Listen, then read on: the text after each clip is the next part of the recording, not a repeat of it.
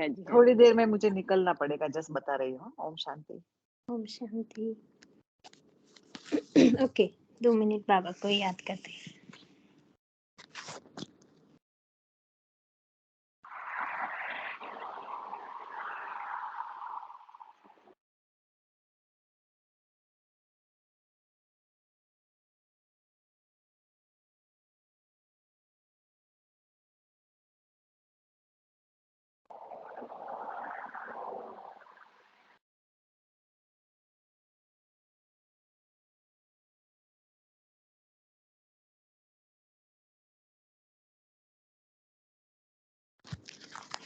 ओम शांति।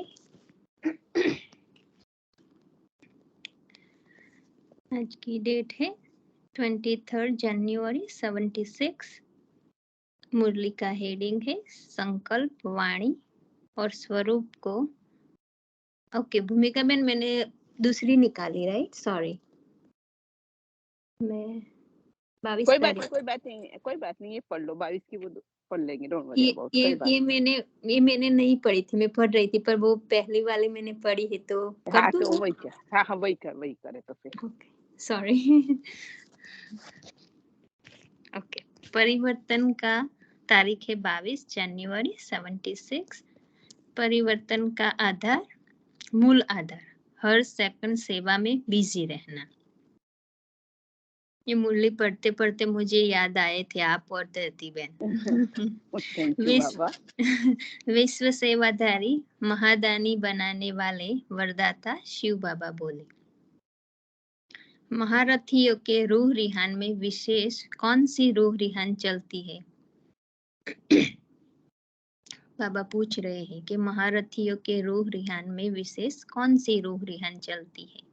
बहुत करके महारथियों के रूह रिहान में यही बात निकलती है कि समय प्रमाण परिवर्तन कैसे होना है। समय और स्वयं को देखते हुए यह प्रश्न उठता है कि क्या होगा, लेकिन परिवर्तन का मूल आधार है हर सेकंड सेवा में बिजी रहना। तो बाबा कहता है कि हमें स्वयं, समय और स्वयं को देखते हुए प्रश्न नहीं उठाना है कि क्या होगा, कैसे होगा, राइट? नहीं तो बाबा कहता है लेकिन परिवर्तन का मूल आधार मतलब हमें स्वयं का परिवर्तन करना है कि हर सेकंड हमारा सेवा में बिजी हो। हर महारथी के अंदर सदा यह संकल्प रहे कि जो भी समय है वह सेवा अर्थ ही देना है, चाहे अपने देह व शरीर के आवश्यक कार्य में भी समय लगाते हो तो भी स्वयं के प्रति लगाते हुए मनसा विश्व कल्याण की सेवा साथ साथ कर सकते हैं। तो ये जैसे बाबा ने कितनी अच्छी बात बता दी। बाबा कहता है कि हम स्वयं के लिए भी हमें जो कार्य करना है वो तो शरीर आवश्यकता प्रमाण हमें करना ही है, राइट? जैसे हम स्नान आदि करते हैं, भोजन खाते, जो भी करते हैं, बाबा कहता है शरीर निर्वाह जो भी कार्य आपने करना है वो तो करने ही है, लेकिन वो भी हमें क्या समझना है कि सेवार्थ कर रहे हैं। तो हमारी मनसा में मतलब विश्व कल्याण की भावना हो, राइट? वही जैसे हम ब्रश कर रहे तो भी हम जैसे स्वमान के लिए लेकर के करें तो वो भी जैसे सेवा हो गई। तो मैंने सूरज भाई से मतलब भाई जी से क्लास में से सीखा है कि ब्रश करो तो वो बोलते थे कि मैं एक महान आत्मा हूँ, ऐसे स्वमान रखते थे बार बार। जैसे बाबा कहता है ना कि मनसा का भी टाइम बनाओ, टाइम टेबल।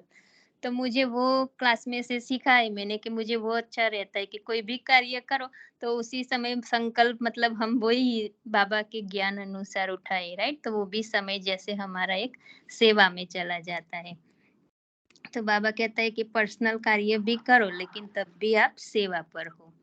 अगर वाचा और कर्मणा नहीं कर सकते तो मनसा कल्याणकारी भावना का संकल्प रहे तो वह भी सेवा के सब्जेक्ट में जमा हो जाता है।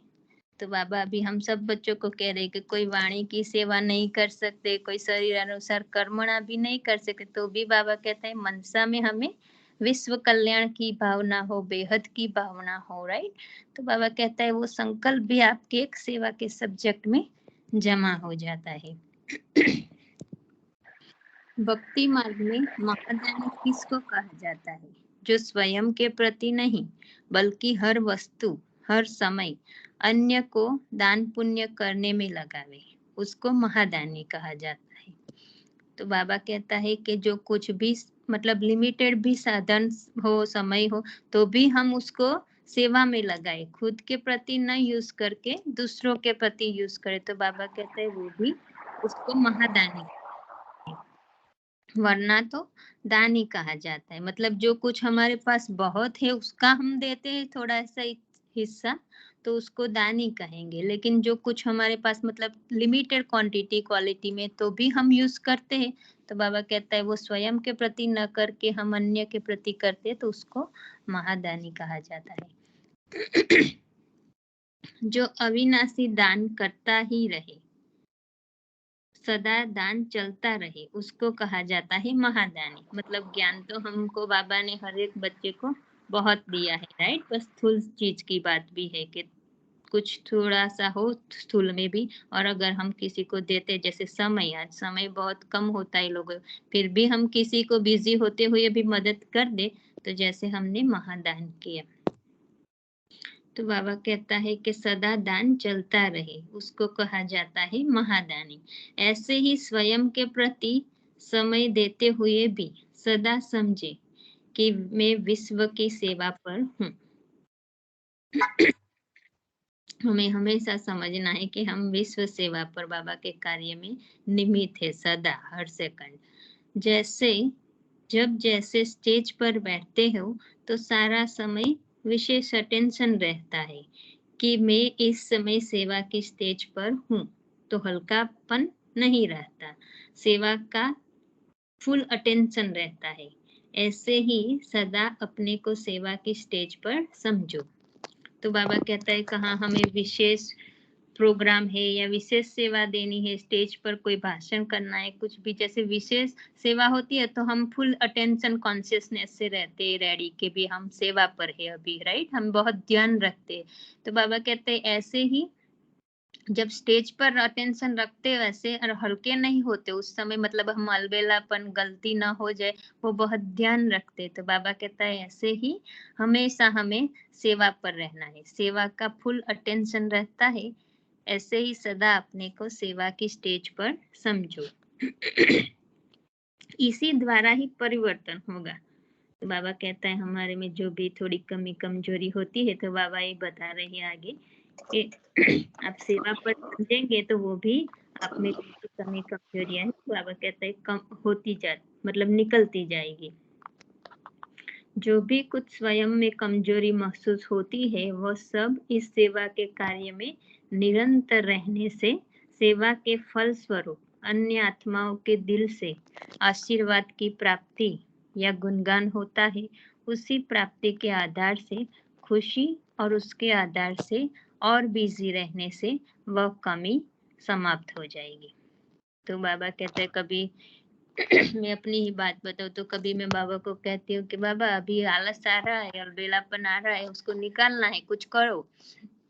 बाबा को ऐसे बताती हूँ, तो मतलब बाबा कहता है कि जब हम निरंतर सेवा में स्थित हो गए कि मैं विश्व कल्याणकारी हूँ, राइट, मेरे ऊपर जिम्मेवारी, तो बाबा कहता है जितना जितना आप सेवा करोगे तो उससे क्या होगा, दूसरी आत्माओं को भी वो सेवा मिलेगी, तो उसकी दुआओं रिटर्न में हमें मिलेगी। तो बाबा कहता है उस मिली हुई दुआओं से फिर आप में जो भी कमी कमजोरी है वो भी अपने आप निकलती जाएगी, क्योंकि बहुत सी आत्माओं का ब्लेसिंग मिलेगा, राइट, तो फिर हमें पावर मिलेगा, तो वो हमारी कमी निकलती जाएगी, हम ऊंचे उठते जाएंगे।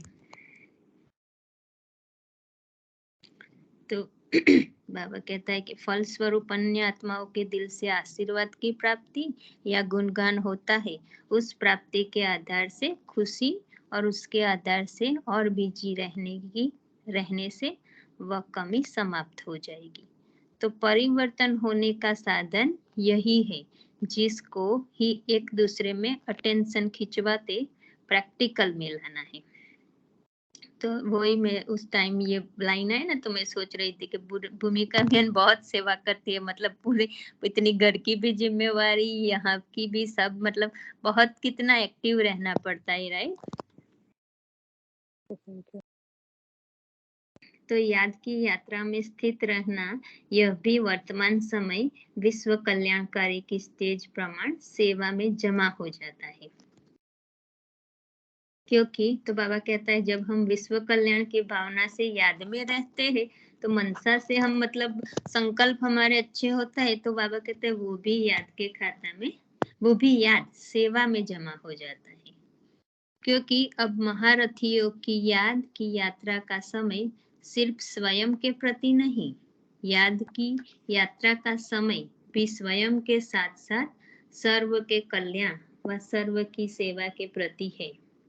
तो अभी हमें सिर्फ हमारे लिए नहीं, बाबा कहता है हमें विश्व के साथ साथ विश्व की भी सेवा का मनसा सेवा, शुभ भावना, शुभ वाइब्रेशन, वो भी हमें बाबा कहता है साथ साथ ही करना है। सिर्फ हमारे पुरुषार्थ में समय नहीं लगाना है।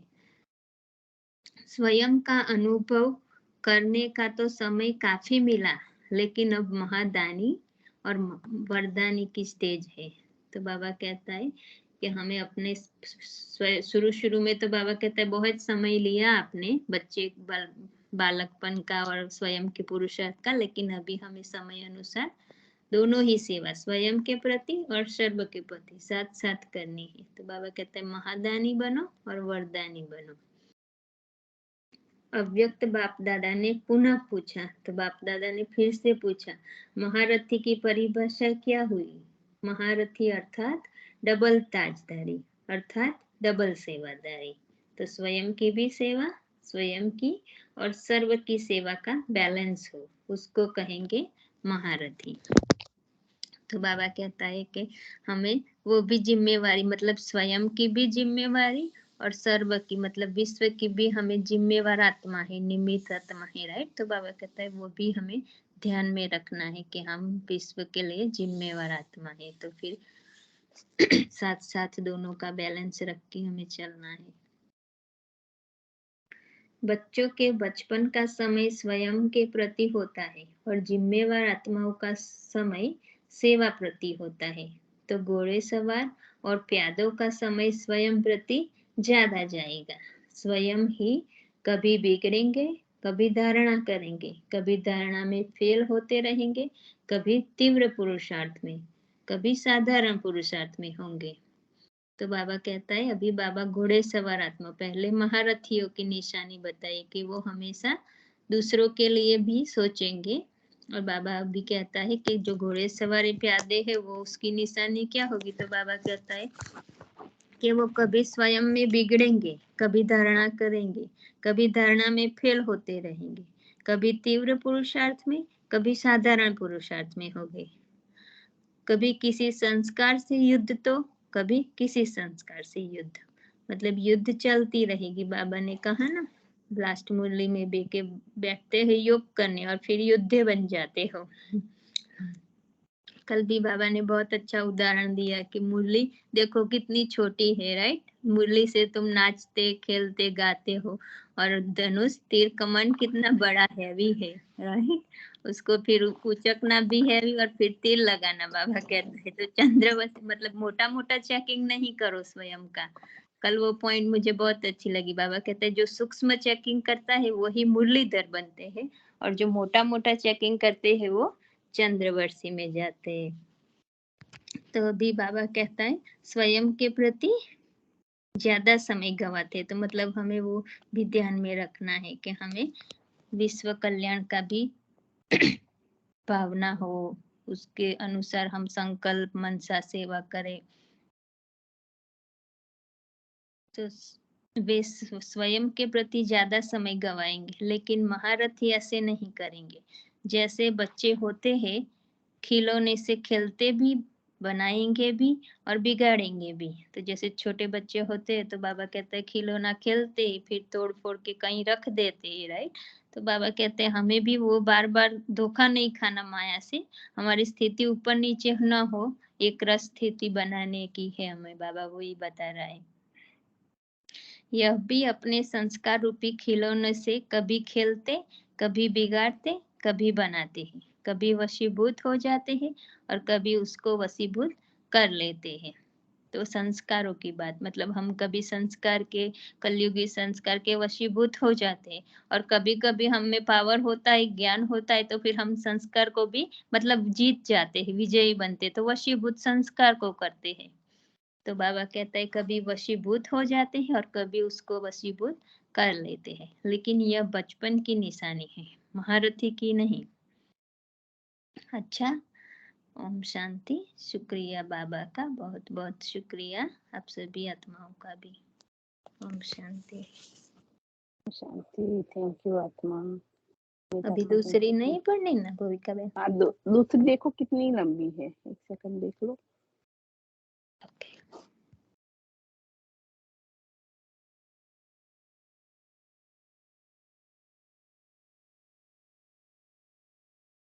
इतनी है, दिखाई देता है हाँ आपको? हाँ हाँ हाँ, लंबी नहीं है, कर लो।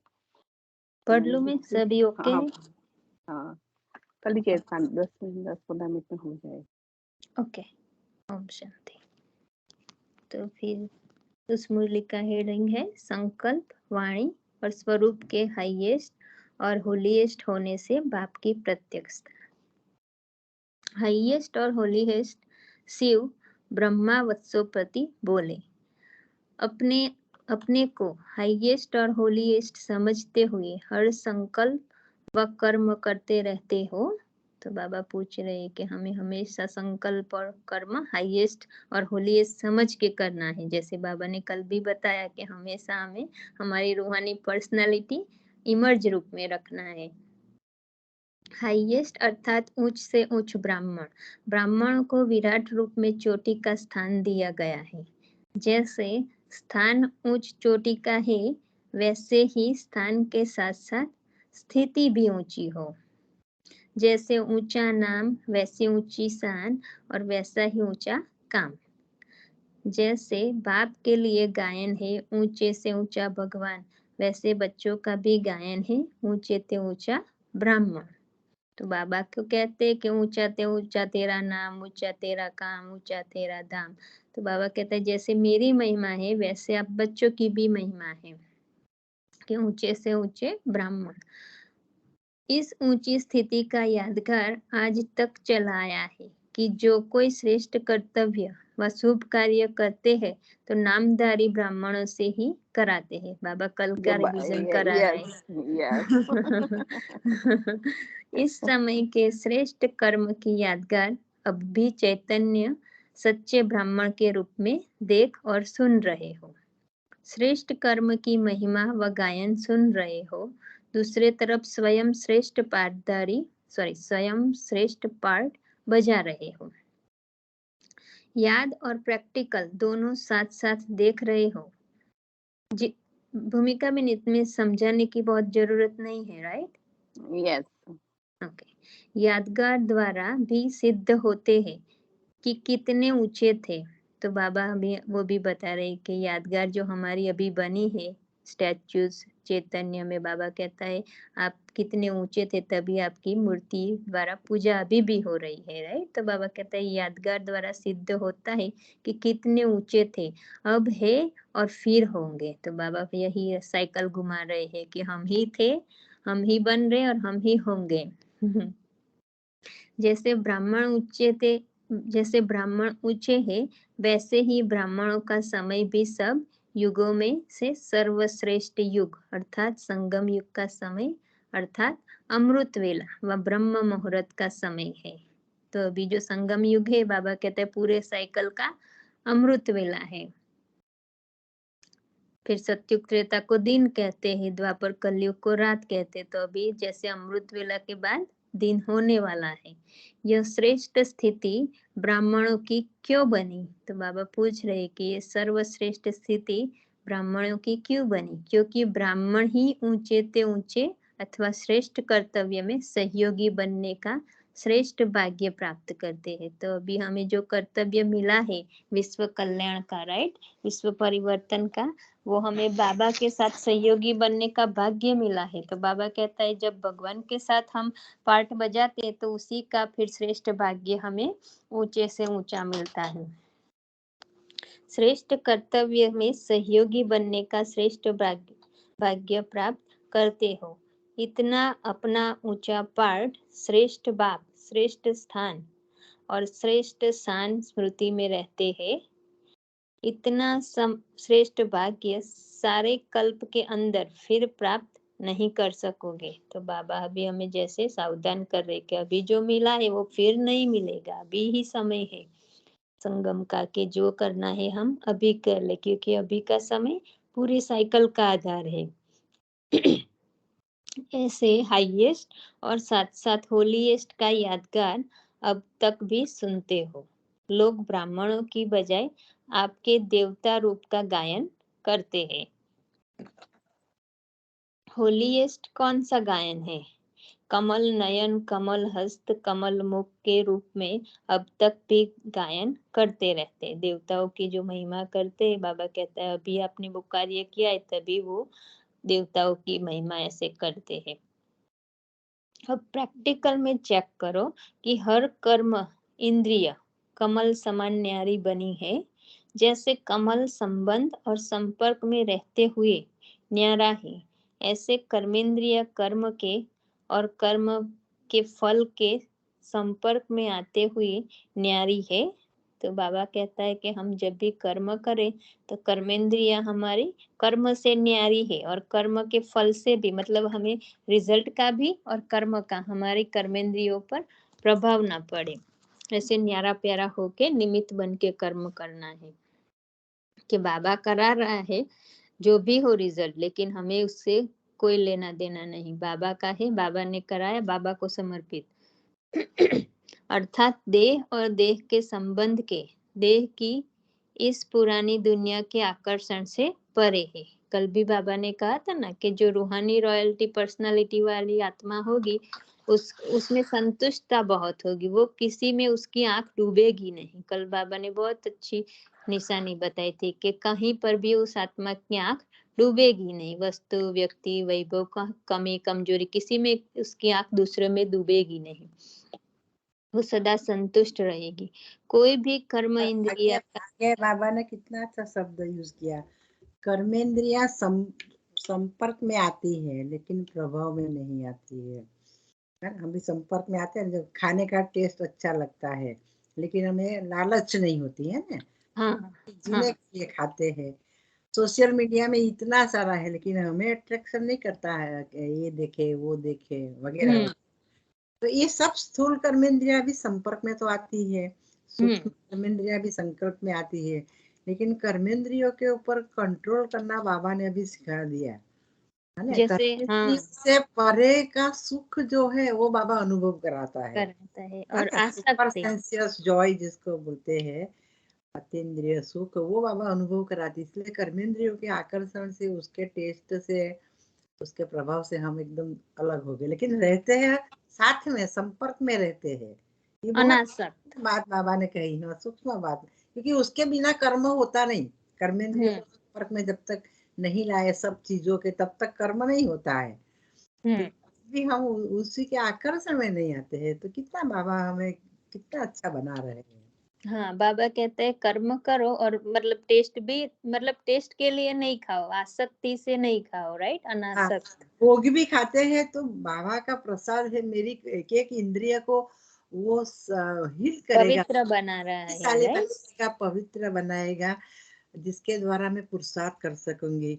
ऐसा नहीं कि आज पूरण पूरी बहुत अच्छी लगी तो पूरी खा ले, खा ले, दो खा ले, ऐसा आसक्ति नहीं। पूरण पूरी मिली थी ना हमको भोग में। हाँ, मिली थी। हम बेड़मी बोलते हैं उसको। भेड़ में बोलते हम, गड़ी रोटली, सीधी भाषा में गड़ी रोटली। हाँ, गरी रोटली, या। तो बाबा कहते हैं ऐसे कर्मेंद्रिय कर्म के और कर्म के फल के संपर्क में आते हुए न्यारी है, अर्थात देह और देह के संबंध के, देह की इस पुरानी दुनिया के आकर्षण से परे है। कोई भी कर्म इंद्रिय का रस देखने का, सुनने का, बोलने का अपने वशीभूत तो नहीं बनाता है अपने को, राइट। तो बाबा कहते हैं चेक करो कि कोई देखने का रस या सुनने का, बोलने का अपने वशीभूत तो नहीं बनाता है। वशीभूत होने का अर्थ है होलीएस्ट से भूत बन जाता है। होलीएस्ट से भूत मतलब ऊंची स्थिति से हम नीचे आ जाते हैं। एनालाइज नहीं की है, छोटी छोटी लेटर ही दिखाई देते અને हैं। आप सीधा देखो, अगर वो आड़ा देखो, आड़ू देखो तो તમને એવું નહીં દેખાશે। हाँ, अभी सीधी दिखाई देखो, अभी हाँ कर अभी दिया, देखाता है। हाँ मैंने अभी कर कर दी दिया। ना, हाँ बस। बोलता है, यस। ओके, हमारे चश्मा वाले को तो भी इतना छोटा दिखाई नहीं देगा। कोई बात नहीं, कर दिया, थैंक यू। No problem.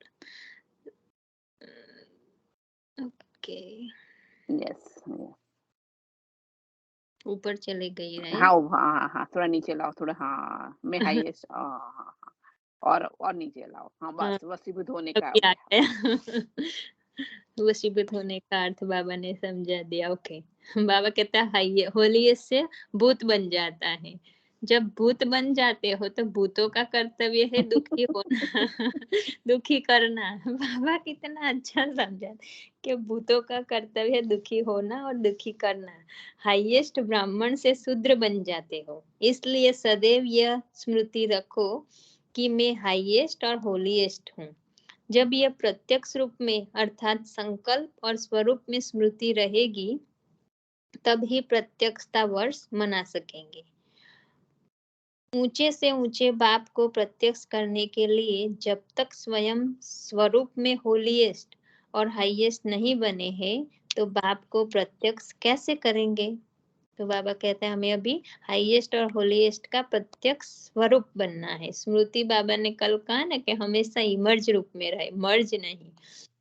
तो हमें उसका स्वरूप बाबा कहता है जब बनेंगे तभी बाबा को प्रत्यक्ष कर सकेंगे। स्वयं में बाप समान गुण और कर्तव्य को प्रख्यात करना ही बाप को प्रत्यक्ष करना है। ऊंचे काम से ऊंचे बाप का नाम होगा। अपनी रूहानी मूरत से रूहानी बाप की प्रत्यक्षता करनी है, जो हर आत्मा हर ब्राह्मण में ब्रह्मा बाप को देखे। हाँ, तो हमें बाबा कहता है कि हमारे कार्य से बाबा ब्रह्मा बाप को दिखाई दे, बाबा दिखाई दे। तो मूरत से रूहानी बाप की प्रत्यक्षता करनी है, जो हर आत्मा हर ब्राह्मण और ब्राह्मण, हर ब्राह्मण में मतलब हम जिसने भी बाबा को पहचाना है, तो बाबा कहते हैं हर एक बच्चे में ब्रह्मा बाप दिखाई दे, जो भी आत्मा नहीं पहचानती। राइट, रचना अपने रचयिता को दिखाए। हर एक के मुख से एक ही बोल निकले कि स्वयं भगवान ने इन्हें इतना तकदीरवार बनाया है। देखो बाबा कितनी महिमा के, बाबा कहता है कि हर आत्मा कहे कि भगवान ने इन्हें इतना तकदीरवार बनाया है। हर एक की तकदीर बाप दादा की तस्वीर को प्रसिद्ध करे। मतलब हमारी तकदीर से बाबा की छवि, बाबा की फोटो, बाबा कहता है प्रसिद्ध हो तस्वीर। हर एक अपने को ऐसा दिव्य स्वच्छ दर्पण बनाओ कि हर दर्पण द्वारा अनेकों को बाप दादा का साक्षात्कार हो। साक्षात बाप समान की स्थिति ही बाप का साक्षात्कार करा सकती है। प्रत्यक्षता वर्ष मनाने का अर्थ है स्वयं को बाप के समान बनाना। यह स्थूल साधन तो निमित्त मात्र साधन है, सदा काल का साधन सिद्धि स्वरूप का है। सिद्धि स्वरूप ही स्वतः सिद्ध करेगा कि ऐसा ऊंचा बनाने वाला ऊंचे से ऊंचा भगवान है। बाबा ने एक मुरली में कहा कि बच्चे जब अंत में आपका प्रभाव निकलेगा ना, तो आपको नशा चढ़ेगा कि अच्छा हम इतने भाग्यवान हैं, हमें पता ही नहीं था बाबा के, उस समय आपको बहुत नशा चढ़ेगा। तो साधनों के साथ साथ सिद्धि स्वरूप को अपनाओ। संकल्प, वाणी और स्वरूप तीनों ही होलीएस्ट और हाईएस्ट हो। ऐसी स्टेज से ही बाप को प्रत्यक्ष कर सकेंगे। तो हमारा संकल्प, बोल और बाबा कहते उसी अनुसार स्वरूप भी हो, मतलब कर्म हमारा चलन बाबा कहता है साथ साथ तीनों ही समान हो, हाईएस्ट और होलीएस्ट हो। ऐसी स्टेज से ही बाप को प्रत्यक्ष कर सकोगे। बाप दादा द्वारा बच्चों का उमंग, उत्साह, श्रेष्ठ संकल्प, मेहनत और लगन को देखकर हर्षित भी होते हैं, लेकिन आगे के लिए सहयोग देने के लिए प्लान बतला रहे हैं। सबका एक ही संकल्प है, एक संकल्प में महान शक्ति है, एक रस स्थिति में स्थित हो, इस संकल्प को स्वरूप में लाओ। कल्प कल्प के विजय की तकदीर की तस्वीर का तो अब भी गायन है अथवा कायम है। अच्छा, ऐसे अपने तकदीर द्वारा बाप दादा की तस्वीर दिखाने वाले, सदा कमल के समान अल्पकाल के आकर्षण से परे रहने वाले, बाप समान होलीएस्ट और हाईएस्ट स्वमान में स्थित रहने वाले, हर आत्मा में बाप के स्नेह को, स्वरूप को और संबंध को प्रत्यक्ष करने वाले, सर्वश्रेष्ठ ऊंचे से ऊंचे ब्राह्मण को ऊंचे से ऊंचे बाप दादा का याद प्यार और नमस्ते।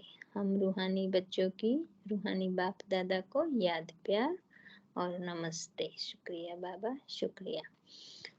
अभी इस मुरली के विशेष ज्ञान बिंदु। अपने ऊंचे पाठ, श्रेष्ठ बाप, श्रेष्ठ समय, श्रेष्ठ गायन, श्रेष्ठ कर्तव्य, श्रेष्ठ स्टेज, श्रेष्ठ स्थान और श्रेष्ठ स्थान की स्मृति में रहना है। तो बाबा ने कितना ऊंचा बताया, सब कुछ बता दिया। बाबा कहते पाठ, श्रेष्ठ सब कुछ। समय, गायन, कर्तव्य, श्रेष्ठ स्टेज, स्थान, शान, बाबा ने सब कुछ श्रेष्ठ। स्मृति में रहना है। ओम शांति, शुक्रिया। ओम शांति। थैंक यू आत्मा, निमित आत्मा। थैंक यू निमित आत्मा। बोल ओम शांति। नीरू माता कुछ समझाना है? बस कल भी बाबा ने बताया ना कि स्मृति में इमर्ज रखो, हम हाईएस्ट है ना। हाईएस्ट माना उच्च ब्राह्मण। देखो भगवान के द्वारा रचा है, रचना मेरी किसने की? भगवान की है। तो मैं श्रेष्ठ, कुल में भी, वंश में भी श्रेष्ठ, जाति में भी श्रेष्ठ, और हाँ हमारी एनर्जी भी श्रेष्ठ, और हमारा कर्तव्य भी श्रेष्ठ। कितना बाबा है, सब श्रेष्ठ हमारा। और नशा इमर्ज रूप में रहेगा तो बाबा कहते हैं कि हर कर्म में तुम्हारे सिद्धि है ना। हर कर्मेंद्रिया तुम्हारी कमल समान है। लास्ट अगली मुरली में बताया ना। तो तभी तो देवता की मूर्ति को वो सब बताते हैं। तो बाबा कहते हैं अभी हम प्रैक्टिकल ऐसा बनते हैं, हम कितने हाईएस्ट है, भगवान की संतान है, भगवान के द्वारा हमारा जन्म है, भगवान खुद हमें पढ़ा रहे, ये सब समान है। बाबा कहते हैं हाईएस्ट का मतलब कि हम प्योर से प्योर भी है, होलीएस्ट तो है ही हम, क्योंकि हमारे जैसा पवित्र कोई नहीं, क्योंकि हमको परम पवित्र परमात्मा उनके जैसा बनाते हैं। तो हमारे जैसे तो कोई धर्मात्मा भी नहीं, धर्म स्थापक भी नहीं, कोई गुरु भी नहीं है हमारे जैसे। इतने ऊंचे हम ब्राह्मण है। हमारी भी याद, अभी तक तो वो ब्राह्मण भी कमाते हैं। बाबा कहते हैं कल का है ना, ये सब हमें स्मृति में इमर्ज रखना है कि मैं हाईएस्ट आत्मा हूँ, भूलना नहीं। हाँ वो भूलना नहीं, इमर्ज में रखना है। तो बाबा कहते हैं कि नशा होगा, और तो आप समय को भी सफल करेंगे। दूसरे आत्मा की, जैसे अलकाबिन का वरदान ही मुझे याद आ गया कि बाबा को, बाबा के स्नेह को, बाबा के प्यार को, वहाँ बाबा की क्वालिटी को हमारे द्वारा प्रत्यक्ष करना है। हाँ ये अल्लाह लोग हैं, ऐसा लोग फील करे। बाबा कहते हैं ऐसा आपका कैरेक्टर होना चाहिए। आपकी यादगार अभी तक है और रहेगी, माना बाबा ने वरदान दे दिया, हर कल्प रहेगी। देखो हम कितने अविनाशी हो गए कि भगवान द्वारा हमें सब कुछ अभी तो करा रहे हैं, लेकिन हर कल्प रहेगा, वरदान भी वो दे देते हैं। तो हम कितने निश्चिंत हो गए हैं। बस हमें खाली अटेंशन देकर पुरुषार्थ करना है और वो स्मृति में रखना है सब, कि मैं ऐसी हाईएस्ट आत्मा हूँ कि हर कल्प मुझे ही भगवान सिलेक्ट करके मेरे द्वारा ही सारे विश्व का परिवर्तन कराते। मैं डायरेक्ट भगवान के काम में मददगार आत्मा हूँ। तो वो नशा रहेगा ना, बाबा कहते हैं, तो स्थिति भी अच्छी बनेगी, पुरुषार्थ भी अच्छा करेंगे, दूसरों की सेवा भी बहुत अच्छी करेंगे। सब इनडायरेक्ट बाबा का इशारा है कि मैं श्रेष्ठ आत्मा हूँ, वो स्वमान में रहेंगे तो फिर आप सब कुछ कर सकते हैं। बहुत अच्छी मुरली है, बाबा की हर मुरली